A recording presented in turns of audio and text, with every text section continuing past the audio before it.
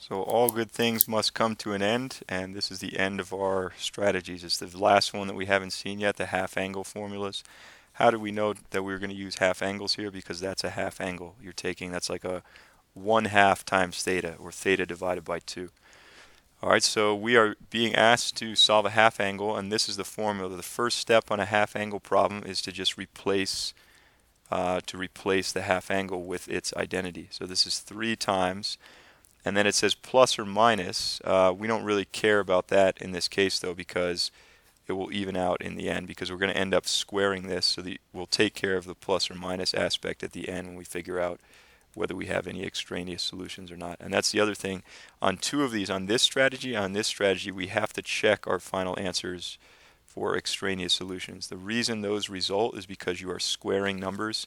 And when you square numbers, like let's say you square 5 or -5, it's like you somehow lose information. Notice that we end up with 25, but that doesn't tell us what did we start with. Do we start with 5 or -5? We don't know. We kind of lost information by squaring. So that means we have to check.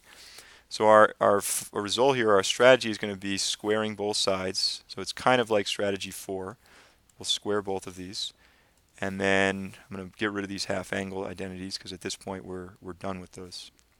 We only needed that to remind us what to plug in there. So we'll square both sides now. So if we square this side, 2 plus cosine times 2 plus cosine, when you FOIL this out, you'll get 4 plus 2 cosine plus 2 cosine. That would be 4 cosine, and then cosine times cosine is cosine squared. Okay, how do you square the right side? You square the 3 first, which is 9, and then you square this square root. Those will cancel, and that just leave you with this that was underneath the square root. All right, now we need to simplify this. So let's multiply. Let's think about the best way to do this. There's a couple ways you could do this.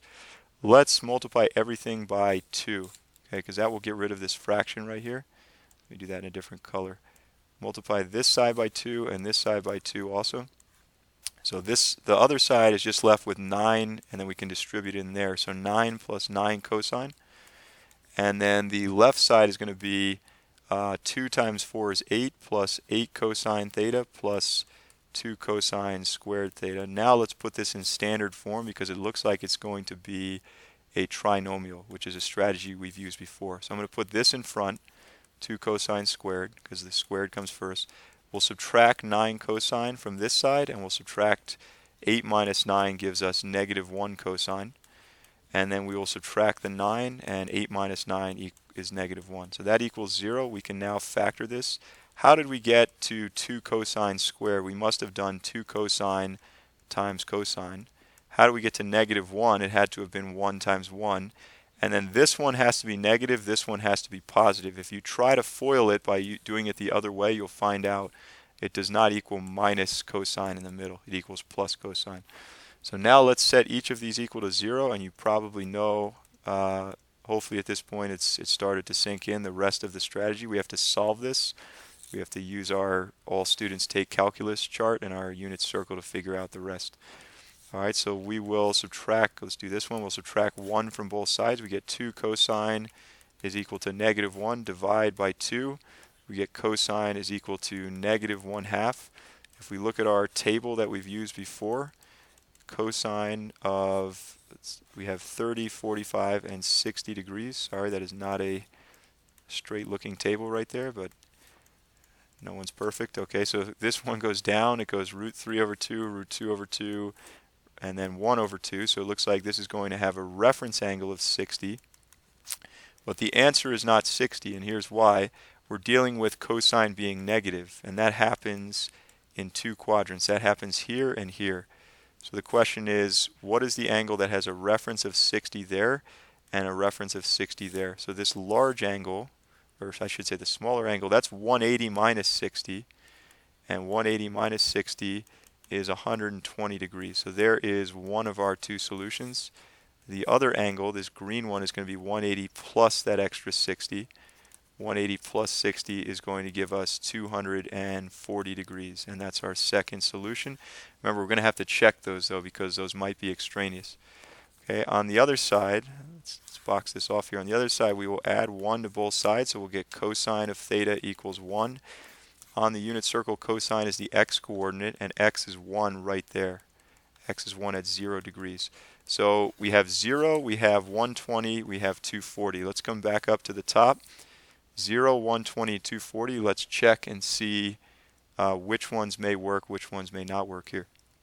So where do we start? We started way up here. All right, so we'll check 0, 120, and 240.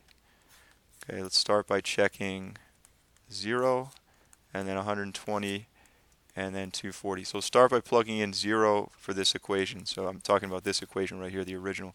So 2 plus cosine of 0 equals 3 times cosine of 0 over 2 is still 0.